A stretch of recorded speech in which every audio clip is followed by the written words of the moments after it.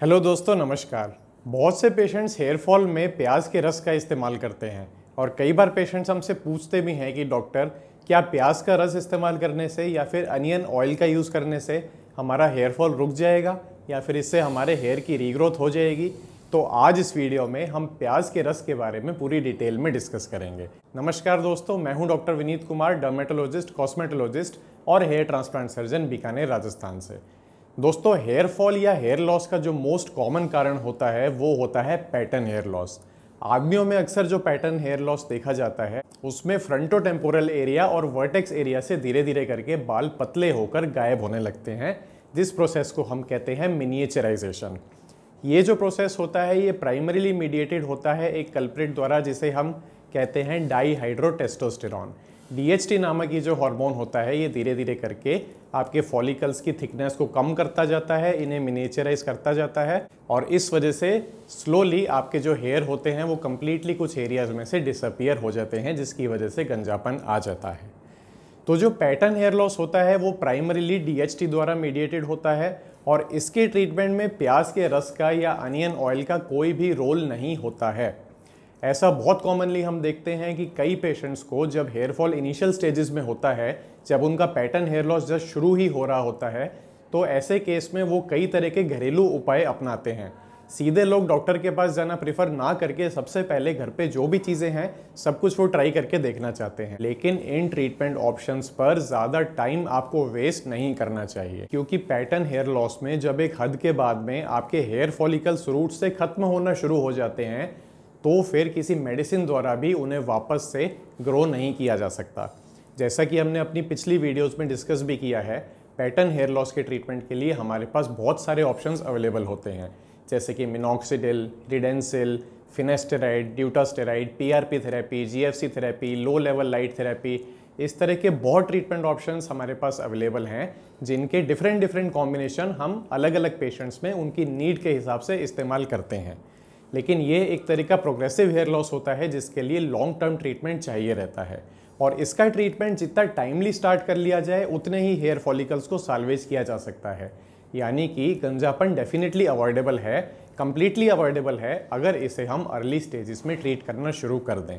तो अगर आप भी ऐसे कोई सिम्टम्स नोटिस कर रहे हैं जिससे आपको लग रहा है कि आपका गंजापन स्टार्ट हो रहा है या फिर आपको पैटर्न हेयर लॉस की प्रॉब्लम शुरू हो रही है, तो इसमें अननेसेसरी डिले ना करें। इस तरह के जो घरेलू उपाय हैं इन पर आप ज़्यादा लंबा समय वेस्ट ना करें। ज़्यादा महीनों तक, कई सालों तक आप इन उपायों को जब इस्तेमाल करते रहते हैं तो आपके जो हेयर होते हैं वो इरिवर्सिबली डैमेज हो जाते हैं। जो अंडरलाइंग पैथोलॉजिकल प्रोसेस है वो इतना ज़्यादा बढ़ गया होता है कि आपके स्कैल्प पर बाल बचते ही नहीं हैं। तो दवाइयाँ देने से भी, ट्रीटमेंट लेने से भी, PRP थेरेपी लेने से भी एक हद के बाद में फिर आप अपने हेयर फॉलिकल्स को नहीं बचा सकते हैं। ऐसे केसेस में फिर हेयर रिस्टोरेशन थेरेपीज जैसे कि हेयर ट्रांसप्लांट ही एकमात्र ऑप्शन रह जाता है। वहीं एक जो दूसरी तरीके का हेयर लॉस होता है उसे हम कहते हैं टीलोजन एफ्लूवियम। टीलोजन एफ्लूवियम में बहुत रैपिडली हेयर शेडिंग होती है। एक ऐसा फेज आता है जब गुच्छे के गुच्छे बालों के झड़ने लग जाते हैं और बहुत तेज़ी से सिर खाली होने लग जाता है। ये आमतौर पर देखा जाता है किसी स्ट्रेसफुल इवेंट के बाद में। ये साइकोलॉजिकल स्ट्रेस की वजह से भी हो सकता है।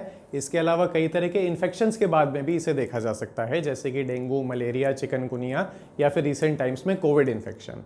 इसके अलावा ये क्रैश डाइटिंग और सडन वेट लॉस के केसेस में भी कुछ समय बाद में देखा जा सकता है। जो टीलोजन एफ्लूवियम होता है ये एक तरह की सेल्फ रिजॉल्विंग कंडीशन होती है, यानी कि अगर जो अंडरलाइंग स्ट्रेसफुल फैक्टर है उसे हमने रिमूव कर दिया है, फॉर एग्जांपल कोई बीमारी है उसे हमने ट्रीट कर दिया है, किसी हार्मोनल इम्बैलेंस की वजह से ये हो रहा है उसे हमने क्योर कर दिया है, या फिर मेंटल स्ट्रेस है उसे हमने सही कर दिया, या फिर सडन वेट लॉस है, न्यूट्रिएंट्स की कमी है उसे हमने सप्लीमेंट कर दिया, तो उसके बाद में कुछ समय में अपने आप ही आपके बाल रिकवर कर जाते हैं।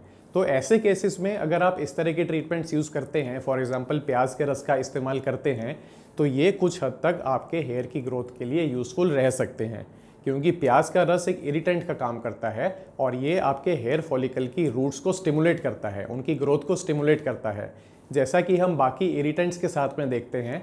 फॉर एग्जांपल कई केसेस में हेयर की ग्रोथ को स्टिमुलेट करने के लिए हम ट्रेटिनोइन का इस्तेमाल करते हैं, या फिर सैलिसिलिक एसिड का इस्तेमाल करते हैं, या फिर डर्मा रोलर का इस्तेमाल करते हैं। तो ये सारी जो टेक्निक्स होती हैं ये आपके हेयर फॉलिकल्स की रूट्स को स्टिमुलेट करती हैं और कुछ तरह के हेयर लॉस में इन्हें यूज़फुल पाया जाता है। फॉर एग्जाम्पल एलोपेशिया एरिएटा, जिसमें सिक्के के आकार के गोलों में बाल पूरी तरह से गायब हो जाते हैं, ऐसे केसेस में भी हम कई तरह के इरिटेंट्स का यूज़ करते हैं और कई स्टडीज़ में भी शो किया गया है कि ऐसे केसेस में प्याज का रस एक्चुअली यूज़फुल होता है। ये हेयर की रीग्रोथ करवाने में हेल्प करता है। तो दोस्तों डेफिनेटली प्याज का रस कम्प्लीटली यूज़लेस नहीं है। कुछ केसेस ऑफ हेयर लॉस में इसका यूज़ देखा जाता है और ये बेनिफिशियल भी रहता है, लेकिन सब तरह के हेयर लॉस में इसे इस्तेमाल करने से कोई बेनिफिट नहीं होता है।